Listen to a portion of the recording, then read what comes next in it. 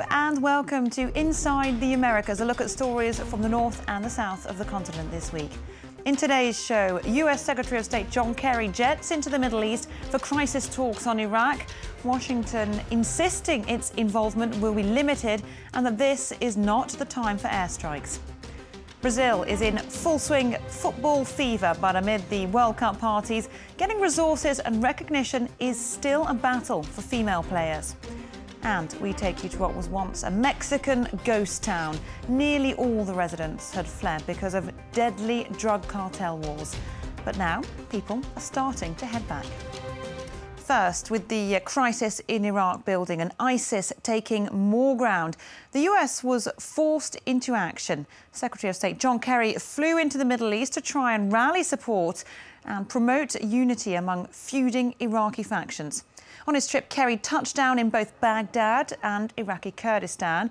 He gave more details of the US response, saying the deployment of 300 military advisors does not constitute an intervention. And he indicated that American airstrikes were not imminent. The president is going to make the judgment based on what Iraqis themselves determine they're prepared to do and based on the security threat that is defined over the course of these next days. It would be a complete and total act of irresponsibility for the president just to order a few strikes, but there's no government, there's no backup, there's no military, there's nothing there that provides the capacity for success. All right, let's get a look at some other stories which have been hitting the headlines across North America now. We've got the story of one man whose photo created a huge buzz when he was arrested, but not for legal reasons. His mugshot attracted admirers around the world. But we're starting off with a potentially massive commercial blow for a major American football team. Here's Julia Seeger. It's a big shock for the Washington Redskins. The U.S. Patent and Trademark Office canceled 6 trademarks belonging to the football team last week, saying they are offensive to Native Americans. This means they are now deprived of the ability to use that name in a commercial context. Fans are divided on whether this was necessary. I wasn't surprised. I think it has to be done. There's no malice intended by the use of the Redskin name.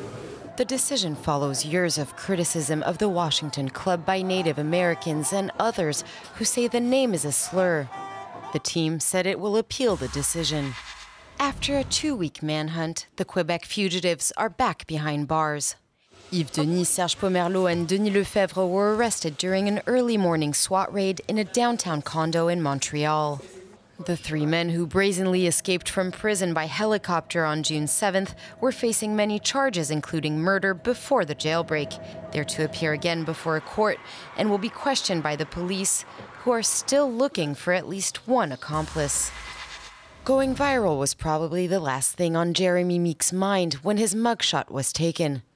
The 30-year-old convicted felon was arrested in a gang crackdown in Northern California on June 18th. His picture, posted on a police Facebook page, became a buzz within hours as women discovered his good looks. His eyes are just a knockout. He's got that stare going on.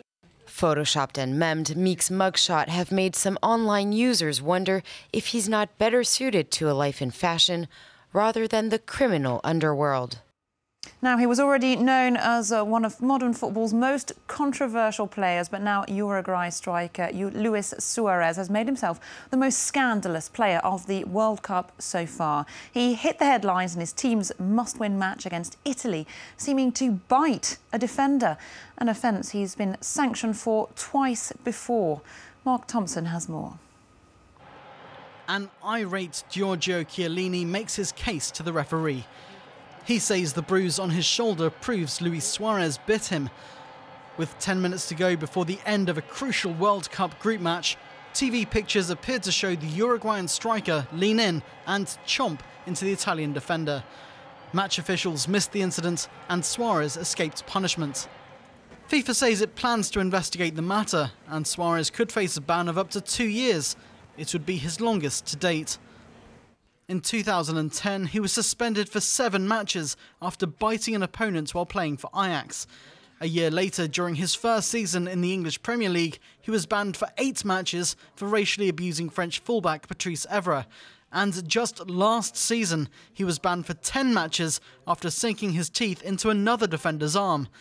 For his part, Suarez has tried to downplay the controversy, saying, quote, "These things happen." In Montevideo, Uruguayan supporters seem divided as to whether their star man should face further punishments. Did he bite him? Oh no, he just ran into him. Do you think he'll be banned? I hope not. They probably will, but I hope they don't. He can't be biting all the time. He's gone too far. The guy's bitten players twice before, and now he's done it again. I think he's gone too far. Uruguay went on to win Tuesday's game 1-0, thanks to a goal just a minute after the alleged bite. The result sent the World Cup underdogs through to the knockout stages and left Italy packing their bags early. Luis Suarez could yet join them, with FIFA's disciplinary panel vowing to take the matter very seriously.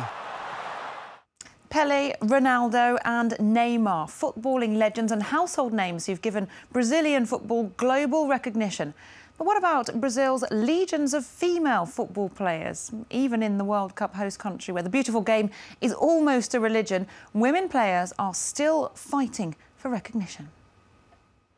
With Brazil hosting the 2014 World Cup, football shirts of the national team are selling like never before. But for women football players, getting the right kit is not as simple as you might think. You can find a lot of female football shirts on the market, but they're designed for supporters, not for women who have an interest in playing. Unfortunately, it's hard for them to find shirts. There are 5,000 women playing league football in Brazil, but they struggle every day financially. In 2012, the Santos club even completely closed down its female futsal and football teams, the best in the country, so they could afford to keep their star male player Neymar. Jessiquinha is two-time world champion and three-time South American champion of futsal, an indoor version of football, and yet she still struggles to find sponsors.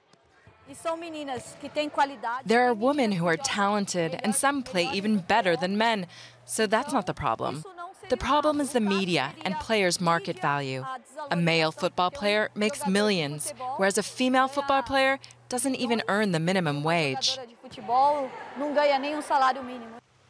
To help girls who share her passion, Jessiquinha co-founded the J12 NGO with manager Junior Videira. In an old storehouse in the south of Sao Paulo, 40 young girls from the nearby favelas train 3 times a week and also receive academic support. Because of an increase in the number of women involved in crime and in the number of teenage pregnancies, we focus our work on female football and indoor football, so we can help tackle these social problems. The best girls are then sent to train in Guarulhos near Sao Paulo. Despite being fully aware of the difficulties for women to earn a living from the sport, the young players all share the same dream.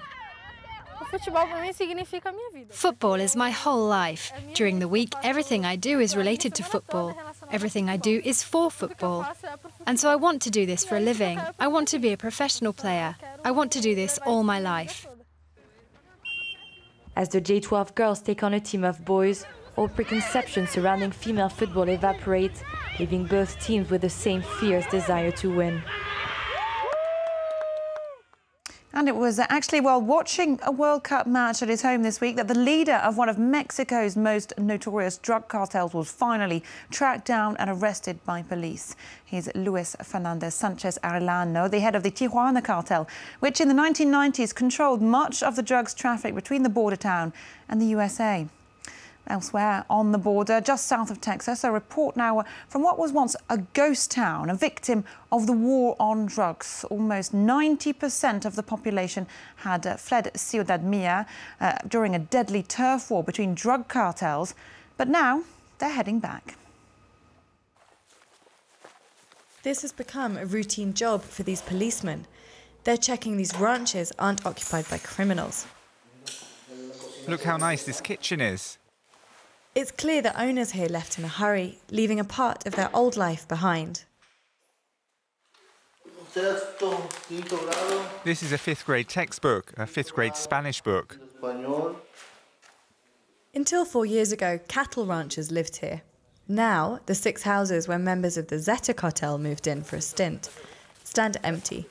They left their mark on one of the houses and the vestiges of a lawless lifestyle. They would keep lookout from the roof, so they could monitor the 3 roads. There are hundreds of deserted houses in Ciudad Mier. This ghost village was caught in the crossfire of turf wars between the Zetas and Gulf Cartel in 2010. They saw relentless shootouts, murders and kidnappings. At its worst, the population dropped from 7,000 to 800. We're just 3 kilometres from the US border. Today, 2/3 of the inhabitants are still absent. Those who've come back are feeling the after effects of the thousands of bullet holes strewn around. The hotels are shut, and the few restaurants that are still open are hopelessly empty. Zenaido's earnings have plummeted 75%. He hasn't even been able to fix the bullet holes in his windows. There were gunfights that went on for 5-6 hours. Gunshots, gunshots, gunshots. In this ransacked and abandoned town, work is predictably hard to come by. The mayor of Ciudad Mier offers short-term municipal jobs paying 35 euros a month to those hardest hit. Some of the women are widows or mothers of disappeared narco-traffickers, but no one asks any questions here. Maria never filed a report when her son was kidnapped 4 years ago. With a deep mistrust of the authorities and fear of reprisals, she decided to stay silent. It's been a long time since the war started. We don't know anything about them. He was married and they took him with his family and everyone, his brothers-in-law, my grandson's parents. Last December, Maria miraculously found her grandson in a children's shelter. He'd been kidnapped along with his father, but never explained what happened. Psychologist Luz Elena works with these children. The town school has got half of its original school student body back, but the children remain traumatized by the war that took over their daily life. There's this case of a boy who lost his father because of the situation, and he doesn't let himself feel the pain because his dad was doing something bad. So what happens is, I say, "What happened to your dad?" And he says, "No, my dad, no." And I say, "It doesn't matter, he was your dad, you lost him. That has to hurt." And when I say that to him... Army troops have settled at the entrance of Ciudad Mier for a couple of months, trying to rein in the violence.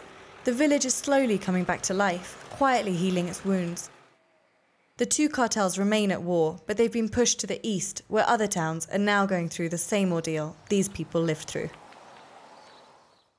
That's all for this week. Do stay tuned to France 24.